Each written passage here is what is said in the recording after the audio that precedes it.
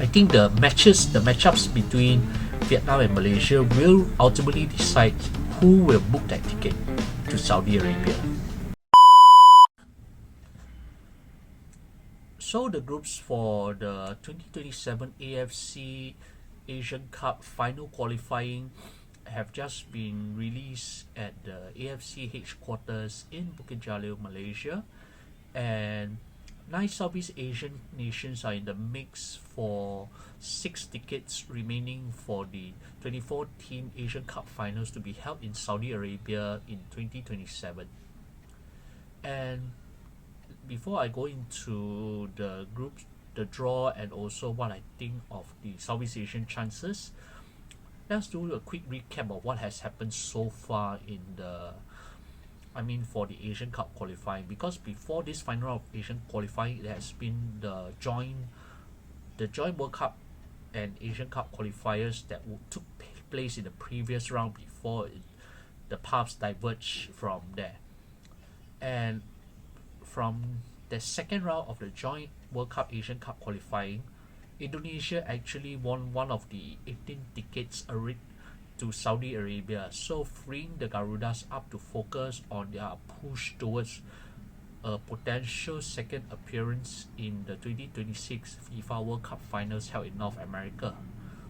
And with these qualifications, the bigger nations do not have to worry about the nuances of having to fight the game to play against the minors, allowing them to focus on their push towards the world stage and potentially also having a few friendlies against stronger opposition from other continents. So what this leaves for the other 9 Southeast Asians? Well, out of the other 10 who have not qualified yet, unfortunately one of them has been eliminated in the Asian Cup qualifying playoff back in June, and that was Cambodia. Cambodia actually lost on penalties to Sri Lanka, who actually had quite a number of half-blood or heritage players in their squad.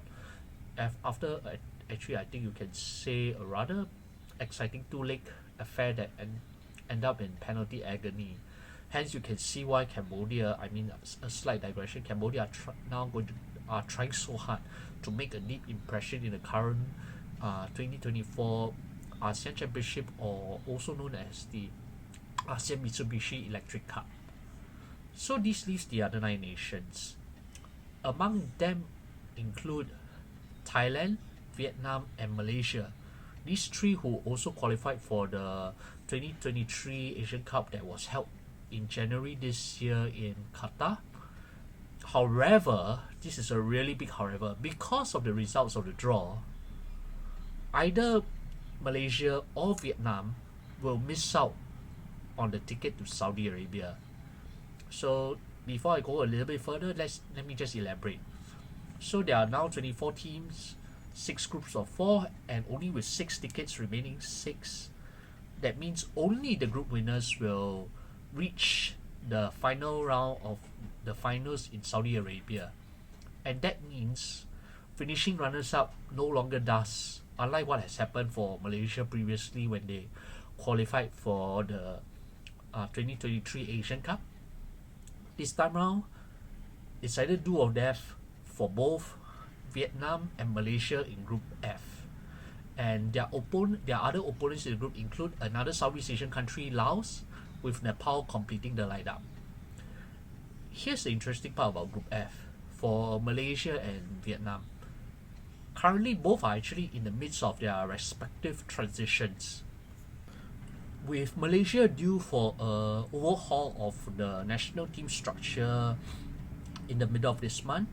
I think with less than a week to go before it's scheduled to be announced on the 15th of December.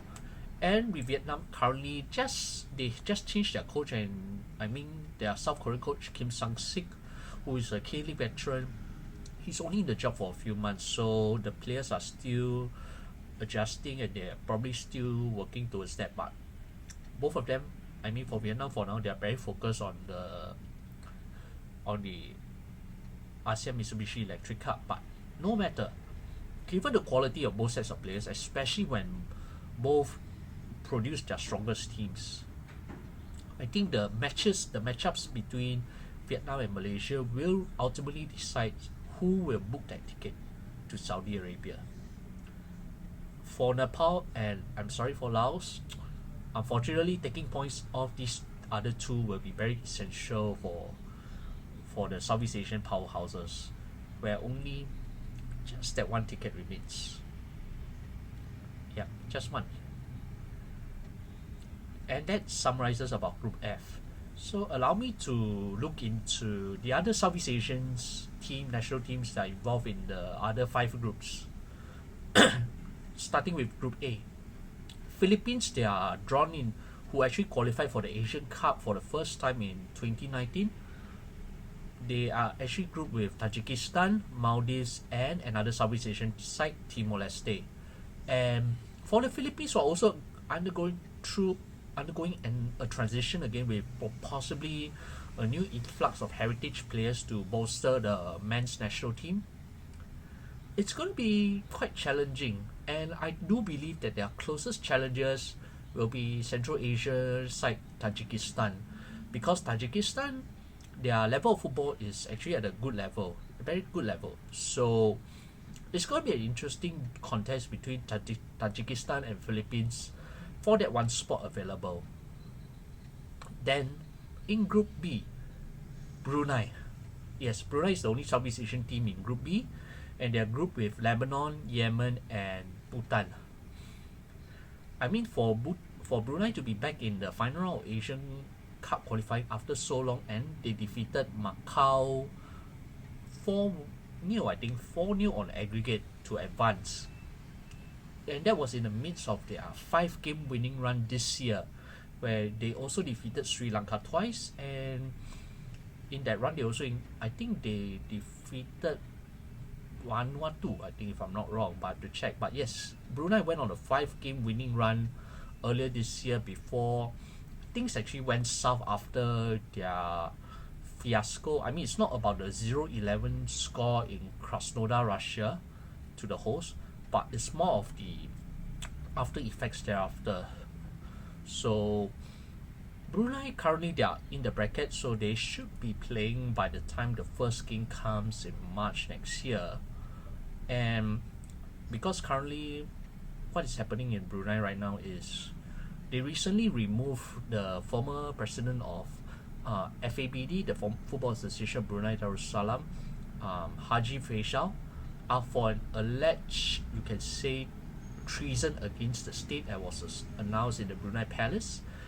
Although the Football Association really swiftly moved to install an interim president and to ensure to have I think you can say a new council election, so that they will not get sanctioned from FIFA compared to the last suspension they had way back. I think you can say 20 months or a little bit more.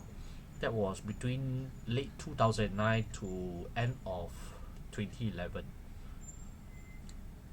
Yeah, so that took a while, and I think Brunei, given that rare chance to play 6 full matches in an Asian qualifying, whether it's the World Cup or the Asian Cup, after a long time, I think the Wasps do not want to miss that opportunity, especially with Azwar Ali Rahman and company. Yeah.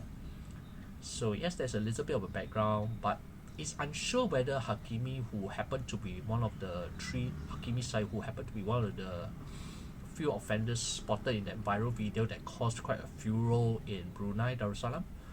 It remains to be seen whether he will be back in the national team, because on a given day he's one of the best young prospects in the squad, and also the most dangerous attacker alongside Azwan Ali Rahman, the team captain. So moving on to Group C. Group C is an interesting collection of national teams: India, Hong Kong, China, Singapore, and Bangladesh. That's a pretty interesting group. And the thing is, given the level of the teams, it's going to be a little bit more open than the rest. But privately, I may not really foresee Singapore chances given the current crop of players they have, and also in the immediate national youth squad. I see Singapore really struggling to qualify unless India, for some reason, once again, the national team self-implodes. Although Hong Kong under their new coach Ashley Westwood has been doing quite well so far, and they are currently in the EAFF final qualifiers. So Hong Kong is not a team to be messed with, and they probably do want to push for a second successive qualification for the Asian Cup finals. So, and Bangladesh, unlike the women who are a lot better than the men remain a unknown quantity to be honest. So I do expect the Lions to actually struggle a bit in Group C. Qualification is possible, but it's pretty slim, very slim. I don't fancy Singapore qualifying for their second Asian Cup since they were hosts in 1984. It's very tough. Then you have Group D, Thailand together with Turkmenistan, Chinese Taipei, and Sri Lanka. This is one of the most straightforward groups where I do expect Thailand to book their place. With their, whether it's with the current ASEAN Mitsubishi Electric Cup squad or the actual strongest national team squad, they have the depth and quality to overcome all three opponents with minimal fuss. So I think this in Group D, I can see a runaway winner and qualifier from that group. Then from Group E, Myanmar. That's a tough one for them. They got Syria, Afghanistan, and Pakistan. Tough long treks ahead to South Asia and the Middle East. It's not going to be easy for Myanmar. And with Syria being more than just a decent Asian level national team, I don't see Myanmar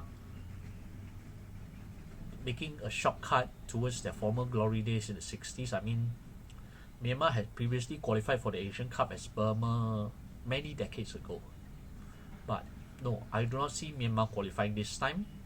They will put up a tough fight, but it will be as good as it gets. So ultimately, to summarize the Asian Cup draw, the Southeast Asian teams who are most likely to join Indonesia for the 2027 Asian Cup finals in Saudi Arabia, it will be from Group D, Thailand, and Group F, either Malaysia or Vietnam. Two, choose one. Yes, I know, it's not good news for Malaysian football fans, but given there's only one ticket, it's either one of the two. Philippines, possible, but they have it tough against Tajikistan. Singapore is the most open group, but it's not as simple as it looks. And as for Brunei, Laos, Timor-Leste, and Myanmar, I think it's more about completing the 6 games and enjoying the journey. If they finish second, I think that will be a big bonus for these national teams. With that, I wrap up my own thoughts and analysis for the final group qualifiers for the 2027 AFC Asian Cup finals in Saudi Arabia. 6 tickets left, 9 Southeast Asian countries, but at most I think only altogether 3 Southeast Asian nations, including Indonesia, that will make the final trip to Saudi Arabia in 3 years' time. And for Malaysia, I think it's going to be quite a roller coaster ride. And when will these matches be played? The first match will be played on the 25th of March 2025. Only in October that there will be a double header on 9th and 14th. The other matches will be played on next year, 10th of June, 18th of November, and 31st of March 2026. That will be the final match day. So that means in every window, only October is fully booked. The other match in that 2-match window for every window, I think it gives the other Southeast Asian teams room to either play a friendly or experiment, or you can see just that one game probably enough and not overexert themselves. Yeah.